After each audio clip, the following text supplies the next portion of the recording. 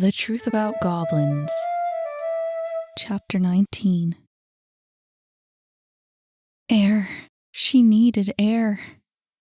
Scrambling to the surface, Annie fought her way through the chilly water to the air above her head. She gasped for breath as she emerged, her lungs and limbs burning. Swimming in random directions, she searched for something solid to grasp so she could rest her arms. In one sporadic stroke, her hand hit a piece of fallen wood. Still gasping, she threw her stomach on the makeshift raft and rested. It was only after a few moments that she heard another heavy breather, just opposite to her on the floating bed of wood. "Who is it?" she said, panting. "Saphira," came a breathless reply. "Where's Kit?" "Help!" There was splashing a short distance away. "I can't swim." Annie groaned and released the floating debris. Her body cried out for rest, but she wasn't about to let Kit drown. Not now. "I'm coming!" she yelled, grabbing a large board to help with the swim. She hoped he hadn't gone under. It would be too dark and too cold to bring him back up. "Just kick your legs." Kit's hand collided with her face. His arms were all over her in an instant, threatening to drag both of them down past the surface. "Stop!" she yelled, slamming his hands onto the floating board. "Just calm down, you moron." He stopped flailing his arms and clutched the board. "Thanks," he said, panting. "Thanks a lot, Annie." "Idiot," she muttered. "How come you don't know how to swim?" "I don't either," said Saphira, paddling towards the other two on the makeshift raft. "There isn't much need when you grow up in the market." "I know how to swim," grumbled Kit. "Just not in deep water, and I had cramps." "In any case," said Saphira, bringing out her ball of light, "we better get to solid ground." "How far did we fall?"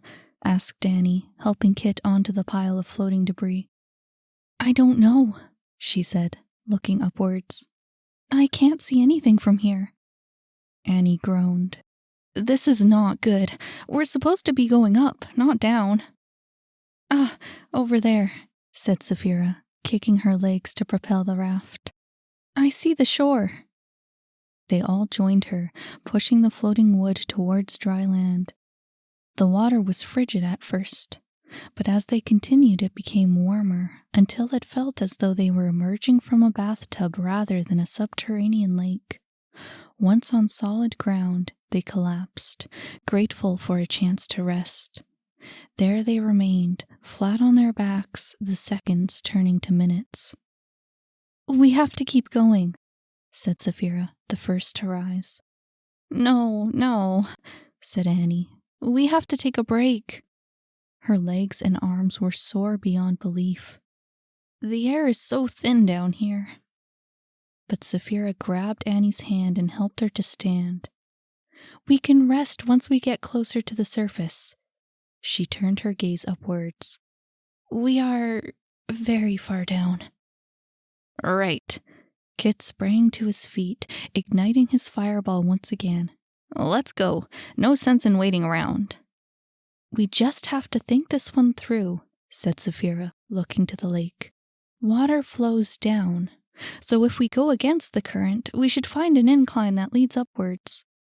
"But what if it's a spring or something?" said Annie. "This is all I can think of for now," she said. "Let's just go with it and search for a way out."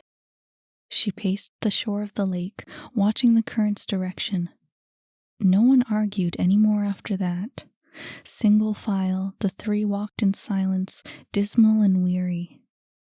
The light from the fireball and Saphira's glowing sphere reflected off the water and shimmered on the rock face beside them. It was a beautiful sight, a chorus of orange and white fireworks bouncing to and fro, but they were too disheartened to take much notice. The dark road up ahead was all they could focus on. Following the source of the water, the lake thinned out into a river, and they could hear the echoes of a waterfall up ahead. The sound was encouraging, and all three quickened their pace in anticipation of a change in scenery. But as they entered the next expanse, the three were met with a sight so fantastic that even they, in all their weariness, had to take it all in. Like a subterranean palace, the expanse seemed endless. Everywhere they looked, there was another cave in sight, nestled amongst the stalactites and great arches of eroded rock. The ceiling and floor were non-existent, leading to nothing but obscurity as far as the eye could see. But it was not entirely dark. Even without Kit and Saphira's light, the walls glittered with phosphorescent minerals and luminous fungi, littering the cavern with a spectrum of colors. And in the midst of all this natural wonder were the remains of what had once been a bold mining operation. Stretching from floor to ceiling, the heavy metal cables fell past the wondrous cave into the unknown below. Suspended by the cables were mine carts and buckets, along with other vessels that once carried mineral-rich rock to the surface. But from the stagnant air and empty carts scattered around the cave, it was obvious this operation had ended long ago. The only visible movement in the cavern was that of the waterfall, emerging from the darkness above their heads and landing in a deep pool a short distance away. "Incredible," said Saphira, daring to speak into the stillness. She walked forward with her light to better inspect the walls. She gave a small cry of surprise as she happened upon a peculiar-looking plant. Taking it in her hands, she extracted its roots from where they sat entangled in the rocks. "Dragon's breath." She turned to the others and gestured for them to come close. "This gives tea a spicy flavor and a vivid red glow." She stuffed it into her satchel. "It's very rare. Timothy will be glad to have some." "If we ever get back to Timothy," said Annie. "Come on, we're gonna make it," said Kit, trying to comfort her. He pointed to a narrow ledge by the cliff. "Look, see that? It goes up a bit, right to the next cave. We're making progress." "That looks kind of dangerous." Annie's eyes wandered down to the chasm to their left. "You sure we should take another chance like this? It didn't work out the last time." "Just stay close to the wall," said Saphira, leading the way this time around. "Test your footing before you step." Kit motioned for Annie to go ahead of him. She relented, and the three began to sidle their way across the hazardous path. Slowly and silently, their progress continued without incident. But as they were nearing the safe platform of rock on the other side, a sudden gap in the path came into view. It wasn't too wide, but jumping over while trying to land on such a narrow ledge was going to be tricky.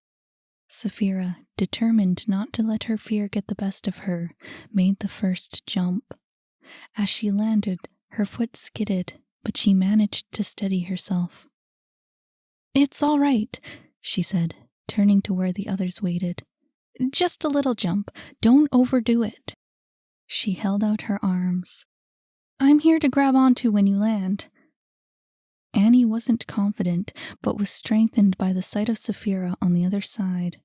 With a deep breath, she took the leap, overshooting the target. But Saphira steadied her rough landing. The two turned to Kit, watching as he examined the gap and weighed the jump in his mind. "What did you grab onto, Saphira?" he asked. "When you jumped, where did you grab hold?" She tapped a cable that ran along the wall. "This thing here. If you manage to get your fingers around it, it's a good grip." "Okay," he said. "Looks like that's what I'm going for." He eyed the cable, then the gap, and then, steeling himself for the brief trial ahead, he jumped. Just as planned, his feet landed on the rock and his hands hit their mark. He sighed in relief. "Nothing to it." Then they heard it. It was quiet at first, distant, but they hadn't time to act before it hit. The earth shifted beneath them, Kit's foot slipped across the slick ground, and as his grip tightened on the cable, he ripped it from the wall. "Kit!" Annie reached forward, struggling to keep her own balance. Relinquishing his hold on the cable, Kit's arms flailed in circles as she grabbed his belt. She would have fallen with him if Saphira hadn't grabbed her by the waist and dragged them all back to safety. They stumbled back on the ledge, gripping each other in fear. They sat motionless as the earthquake subsided, watching the dislodged cable snap under its own weight. Debris fell from the ceiling. They crawled along the path as it came crashing towards the narrow ledge and then down the cliff. And long after it had all passed out of sight, the clangs and screeches of the equipment grinding against the rocks resounded off the walls of the cavern. The air shook with the sound. They sat on the ledge, clinging to each other, saying nothing as the last of the clinging finally died away. A terrible quiet fell over the cavern, an empty silence that stifled their heavy breathing. No one dared to speak. Seconds passed, and no one made a sound. But it was not silent for long. At first it was faint, covered by the sound of the rushing waterfall in the distance. As the seconds passed, however, the noise began to take shape. A hailstorm, a mad flurry against the sheer rock face below. But as it approached, another image took shape. A vast colony, a swarm. Something was coming. Saphira rose from where she crouched. "We have to run," she whispered. "What is it?" said Annie. "Run," said Kit, realizing the danger. On their feet at last, the three bolted for the other side. Annie didn't know what they were running from, but she could feel it. The darkness was alive. Once on the other side, they broke into a wild sprint, their pursuers close behind. By now the creatures had crawled out of the chasm and were gaining on their prey. Annie didn't dare look back at the monsters, but she could hear them. The screeching and howling, the sounds of a maddened hunt. They ran into the next cave, searching for an escape, but a quick scan of the space offered nothing.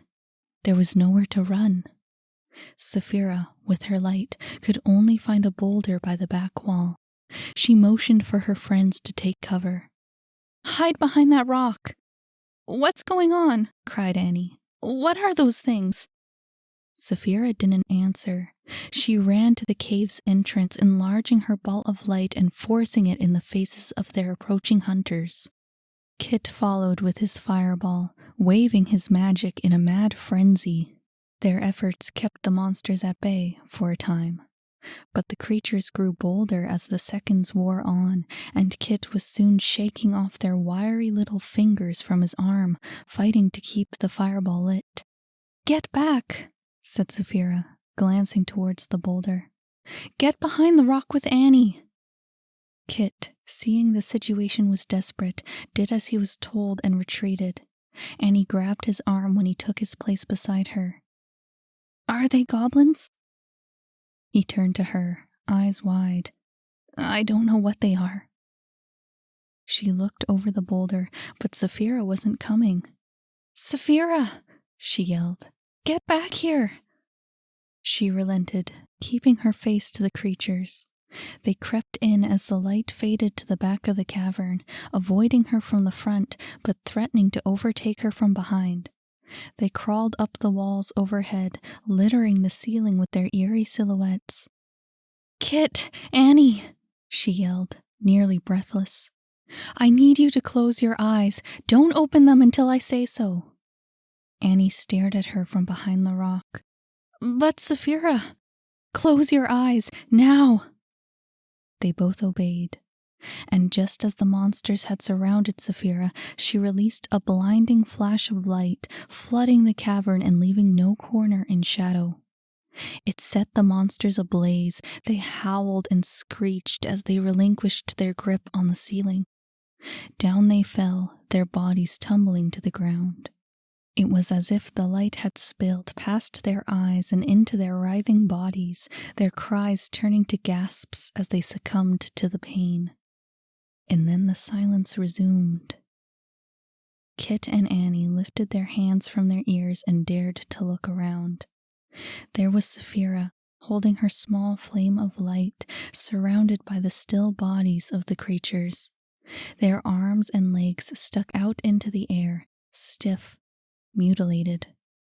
Their gaunt, scaly faces had been petrified like stone, their eyes bulging from their skulls. Slowly, Kit rose, surveying the damage while he turned back to Saphira. He shook his head in disbelief. You're human. I know you're human. But humans can't use magic like that. He stared at her, the blood drained from his face. Humans can't use magic like that.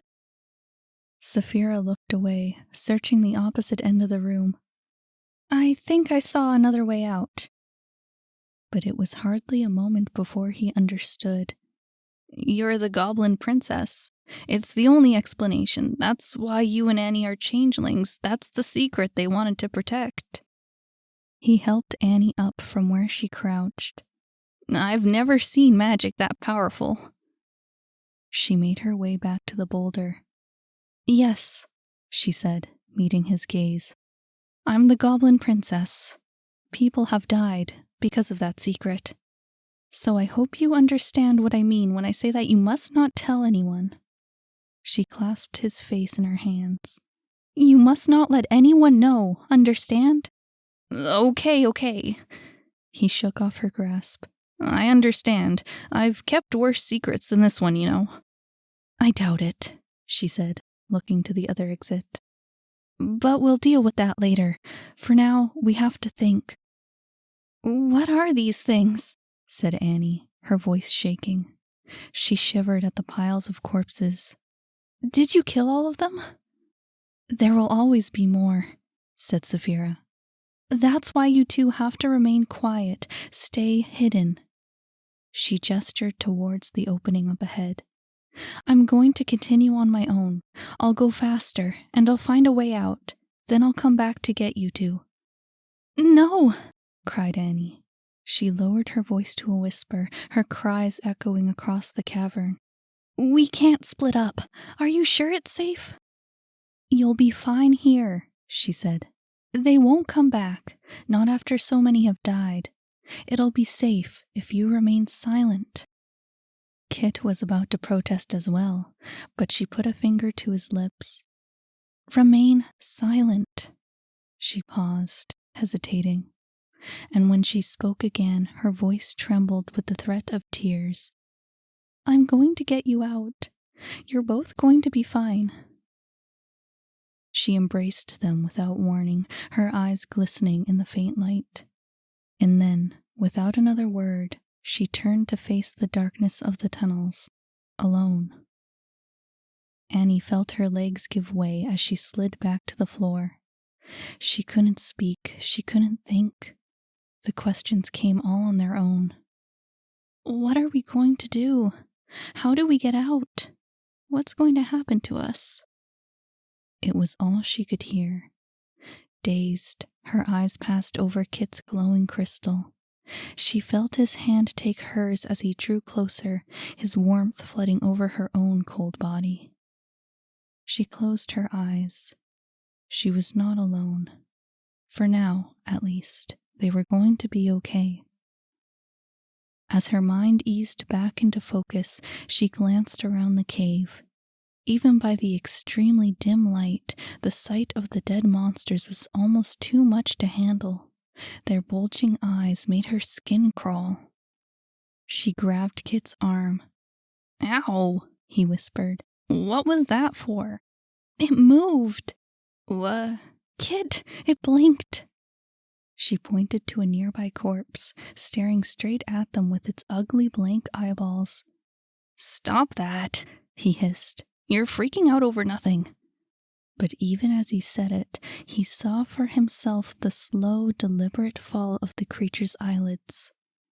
They both stared, saying nothing. And then it blinked. See?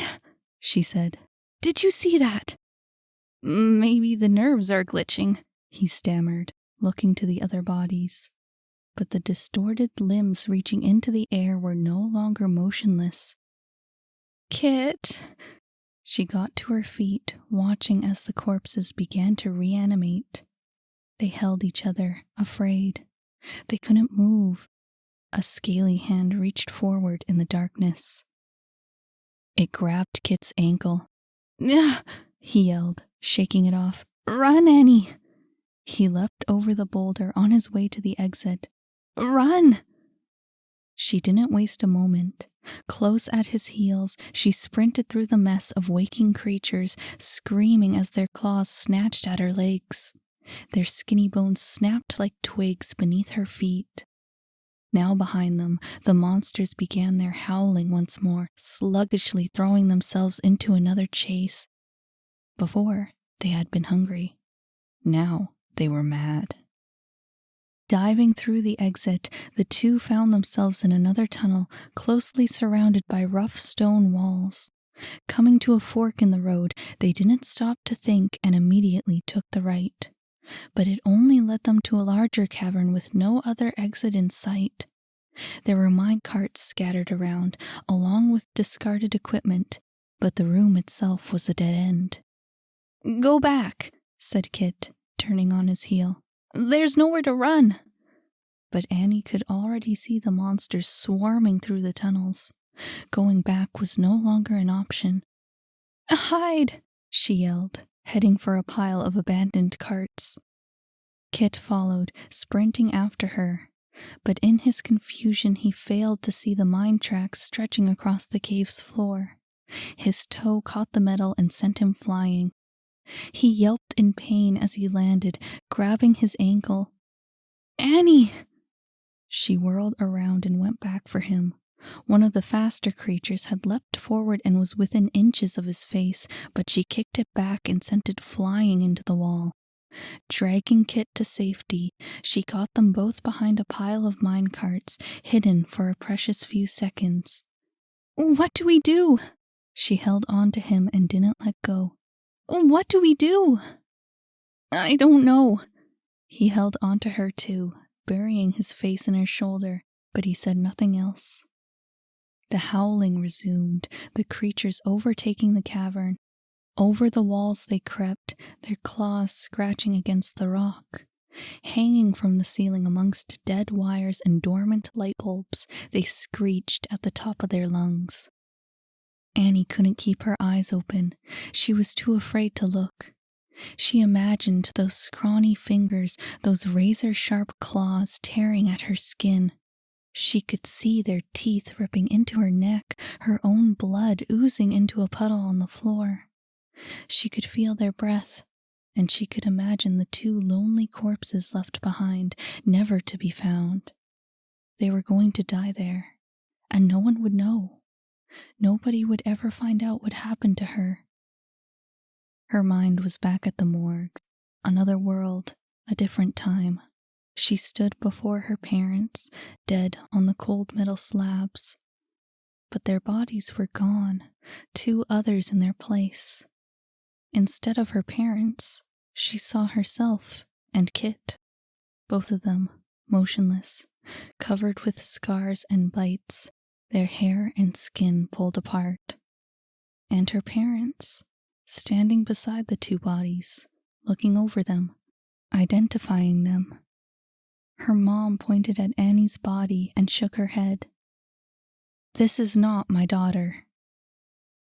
Annie couldn't understand it. Why didn't they recognize her? What did she do wrong? She ran to her mother and cried, "Mom!" She hugged her mother's knees like a child. "Mom! Dad!" Kit's screaming cleared her mind, bringing her back to the cave. The monsters had found them. Now, for real, the greedy fingers grasped at her face and hair. She lost control. She screamed. A snap, a crack of lightning. The electric lights that had long lain dormant suddenly came to life. The filaments in the light bulbs burned so bright that every inch of the room was glowing. Once again, the monsters shrieked and squealed in pain. The light did not paralyze them, but it was enough to scare them from the cave and back into the safety of the dark tunnels. Brighter and brighter they burned. Annie stared at the lights in wonder. But as her gaze fell to the fleeing monsters, she lost her resolve. The creatures were too misshapen, too hideous to see in full light. Again, she screamed. And then the lights burst, sending sparks in every direction. She collapsed, fading along with the light. Everything went dark. "Holy cow!" cried Kit. He saw Annie on the floor and tried to shake her awake. "Come on, Annie, don't quit on me now." She stirred and managed to sit up. She hadn't fainted, but she struggled to keep conscious. "Are they gone?" She looked to him with sad, weary eyes. "Are we safe?" The temporary burst of light had frightened the creatures away, but Kit didn't know how long they would cower in the tunnels until they mustered the courage for another attack. He forced a smile. "Yes, we're safe. You did it, kid. You and your magic." "I didn't do anything." She struggled to catch her breath as she leaned against him. "I don't know what happened." More howling. At first the two grasped each other, fearing the creatures were on their way for a second onslaught. But as they listened, they realized that the howling was different this time. The monsters wailed, defenseless against whatever wrath they had come to meet in the tunnels ahead. Something else, something bigger, was approaching the cave. "What is it?" whispered Annie. Kit was speechless. Something was chasing the monsters, something was sending them into a chorus of painful shrieks. But what kind of creature could take on so many at once? The shrieking stopped. The two were met with silence as they cowered against the mine carts. But it didn't last. Before long, they heard another noise. Something heavy was dragging itself across the floor. They heard it in the tunnels, scraping against the walls. And as it entered the cavern, they heard its heavy breathing. Whether it crawled or slithered, they didn't know. The clumsy beast crashed into the minecarts, blocking its path, loosening the stalactites on the ceiling and sending them crashing to the floor. The creature was searching for something. It stopped. There was no more shuffling, no more moving. All they could hear was its slow, rhythmic breathing. It was waiting. Annie grasped Kit's wrist to keep herself from shaking. She couldn't stay crouched much longer. She had to see what it was. With a final burst of courage, she turned to face the monster. All she could see was blackness. It wasn't the darkness of the cave, but the shadow of the beast looming over them. It stood there, staring, grotesque in its shapelessness. And aside from the shadow, there were only the eyes. Dead, vacant eyes, glowing with the fire of a greedy and insatiable hunger. Staring without blinking, the monster's gaze held Annie in a trance. It was a nightmare come to life. "Klutz!" A voice echoed off the walls of the tunnels. "Klutz, where did you go?" The monster retreated, drawn to the approaching voice. Its strange form vanished within seconds. "Klutz, get back here!" Annie looked to Kit, each staring at the other. They knew that voice. "This way," said another voice. "I told them to wait in the next cave." Kit's heart jumped. It was Saphira. "Over here," he yelled. "We're over here." "Kit?" She poked her head inside the cave. "Annie, are you two in here?" "Saphira!" yelled Annie, stumbling out from her hiding place. Saphira ran to her voice, the two embracing as they met. "Oh, what happened? Where's Kit?" "I'm over here." His voice drifted out from behind the mine carts. I twisted my ankle. Out of the tunnels, Timothy joined the reunion, lantern in hand. Oh, there you are, Annie. His eyes traveled to Kit, limping towards them. Dear me, what happened? Are you hurt? Annie released Saphira and latched on to Timothy. It didn't matter who he was. All that mattered was that he was an adult, a strong, tall, capable adult. She buried her face in his chest, feeling safe at last. My goodness, he exclaimed, shocked by the sudden embrace. Been through a rough time, have we? He placed a gentle hand on her head. Well, it's all over now. No more trouble. Saphira went over and lent Kit a shoulder, helping him limp to where Timothy was holding the lantern. Why are you in here? She said. I told you to stay put. They came back to life, he said, wincing as his foot touched the ground. We thought they were dead, but they woke up and chased us in here. He laughed wearily. Annie scared him off again, though. She lit this place up like a theme park. Oh? She cast a glance ahead, towards the other two. We'll talk about this later. She lowered her voice further as she added, Remember your promise to me. The secret. Timothy didn't know who she really was. Did she not trust him? Kit wasn't sure, but he wasn't curious enough to care at the moment. Timothy looked towards the two as they approached. Why don't you let me take a look at those injuries before we make our way back up? That ankle isn't looking too good. Everyone was too tired to offer any protest. He swiftly grabbed an old minecart and flipped it upside down to serve as a makeshift bench. Kit gratefully took his seat, with Saphira lowering herself just beside him. Timothy knelt down to look at her leg. Carefully, he unwrapped the strips of t-shirt that bound the wound.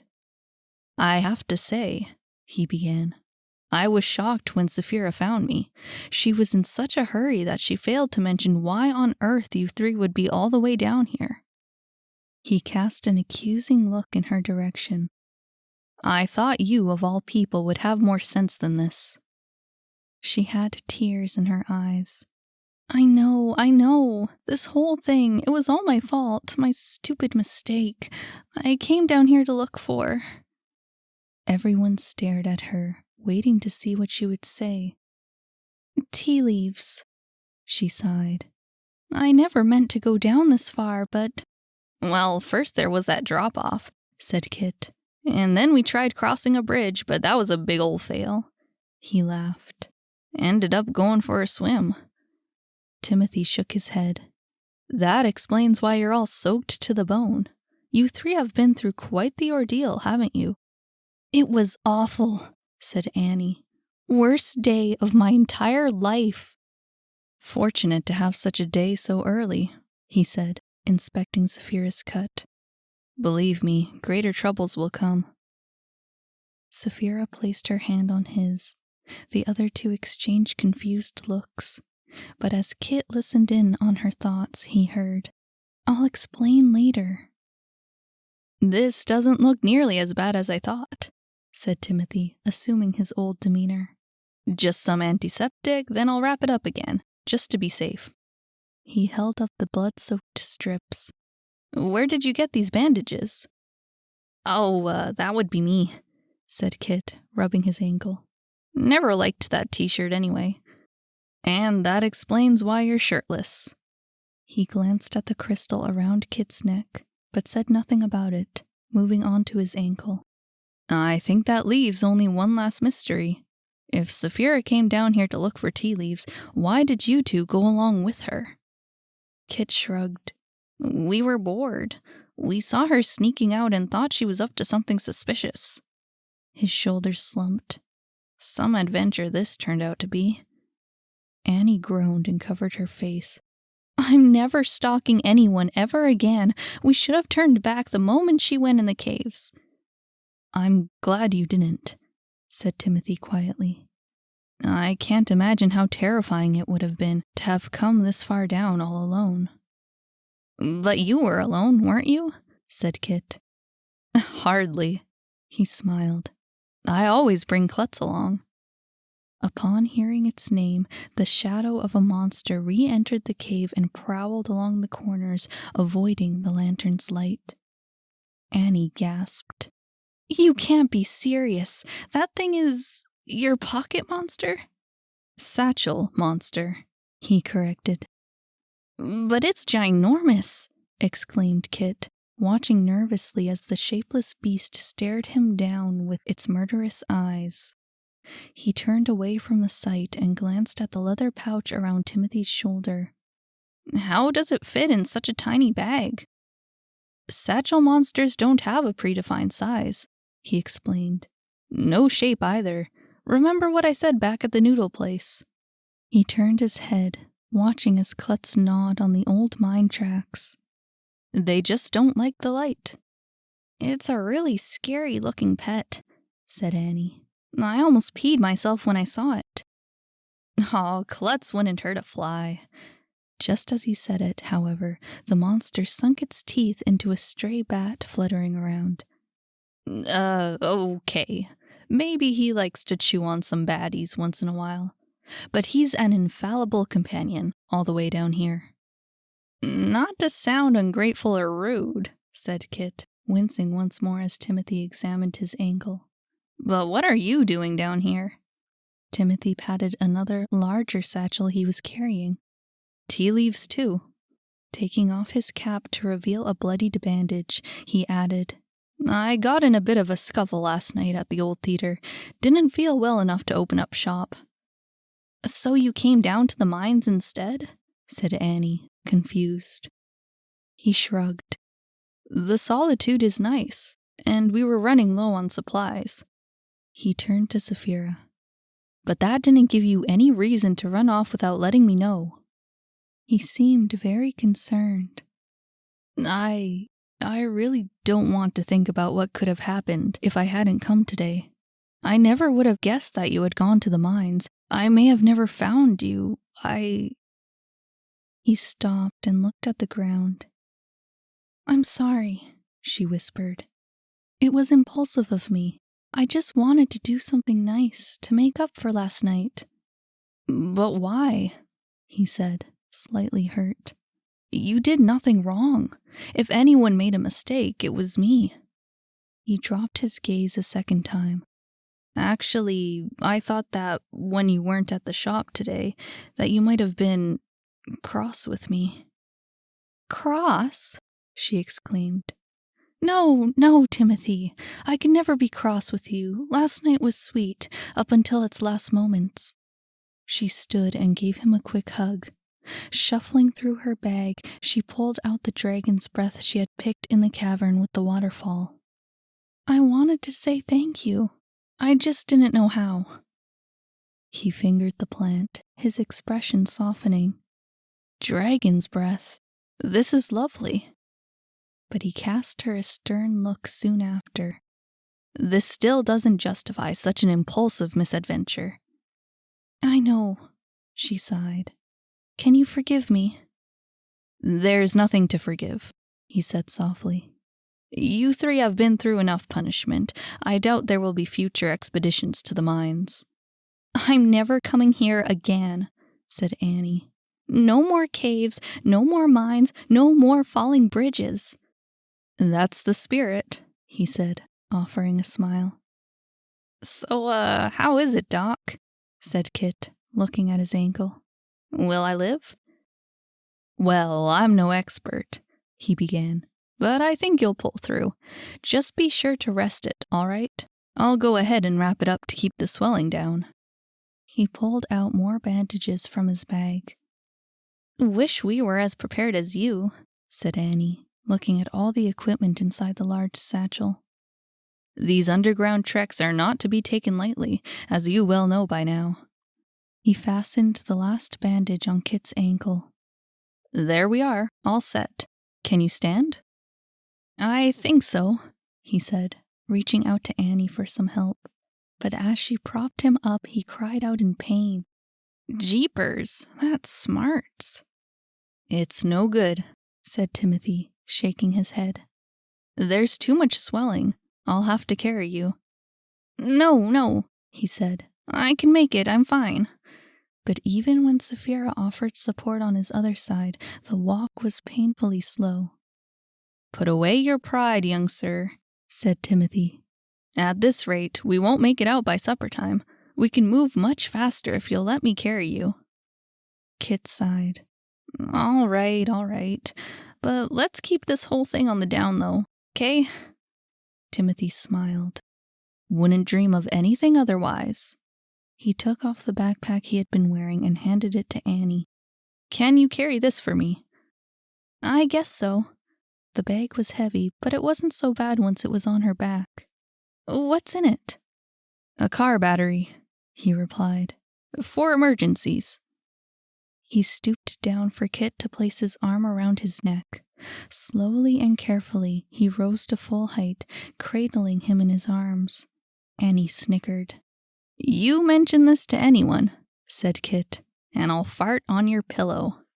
Gross! In this way, the four continued. Saphira was out front, holding the lantern. Just behind her was Timothy, Kit in his arms, with Annie close at his heels with the backpack. Klutz restlessly alternated his position by bringing up the rear and occasionally leading the way. The monster's presence discouraged the appearance of any other creatures in the caves. They walked in silence for the most part, the three kids aching to return home. Timothy, sensing their distress, decided to take a shortcut, directing Saphira to a hidden path through another cramped tunnel. As they reached the end, they were met with a heavy metal door. Lowering Kit to the ground, Timothy yanked on the door's handle, the rusty metal screeching as he slid it open. It seemed to be an elevator. Hallelujah, said Annie. Does this lead straight up? Yes, he replied, entering the lift and fiddling with the controls. I only use it in emergencies, when I have to get out of the mines in a hurry, but I think this occasion warrants its use. He gestured to Annie. May I have the battery, please? She handed him the backpack. What's it for? The lift needs a kickstart, he explained, just to get it going. He opened the panel and pulled out 2 cables. Ready to go home? Yes, said Saphira. 1,000 times, yes. He hooked up the battery and the controls came to life. Klutz, he called, turning to the open door. Klutz, get over here, we're leaving. The shadow slinked around the corner and slithered up to his voice, wary of the light. Holding open his pouch, Timothy gestured to his pet. Come on, buddy, time to go home. Frightened by the light, the great monster leapt for the safety of its satchel. Like a black river, its enormous shape spilled into the tiny space, hissing until Timothy closed the flap. Once everyone was settled, Timothy reached across the door and shut it closed. Turning to the shaft's levers, he yanked on the controls and sent them upwards, back towards the market. Rising through the many levels of the mines, Kit gave another sigh. What time is it? He asked. Looks like it's almost 2, said Timothy, glancing at his watch. Really? Said Saphira. It felt like we were down there for days. Good thing we weren't, said Kit. I can still make it on time. On time for what? Asked Annie. My performance. I thought for sure Lavinia was going to have my skin, but if we hurry, I bet we can make it. Seriously, she exclaimed. After all that happened, that's what you're worried about? She stared at him. I mean, look at you. How are you supposed to perform with that ankle? Where there's a will, there's a way, he said. Get me some ice, a good brace, and I'll be all set to go. You ought to rest that ankle, advised Timothy. You'll only aggravate it if you insist on performing. He scoffed. Rest is for the weak. I'll stick to my slower songs in any case. Then maybe after tonight, Lavinia will cut me some slack. I said I'd be there, so we're gonna be there. You're gonna be there, corrected Annie. I'm not up for entertainment, not tonight. I just want to sleep. and maybe eat. Fine, he said. Do what you gotta do, but when you relay the story to Mother, cut out all the parts involving danger, injury, and certain death, okay? She gave a weak laugh. Okay, so we were never in the mines to begin with, right? He nodded. Right. Hey, hi, I'm your narrator, Miranda Eastwood, also the author of The Truth About Goblins. If you liked this chapter, remember to add, follow, or subscribe to this channel so you can hear the next one. And if you didn't like this chapter, oh well, I can't really do anything about that. In any case, I just thought I'd let you know about my Patreon. You can check it out if you'd like to throw some support my way. It would mean a lot to me. Not to mention there's loads of extra exclusive content that I only post on Patreon. While I'm at it, I'll mention that The Truth About Goblins is now available as a complete audiobook, and you can get it wherever you get your audiobooks. Thanks for listening.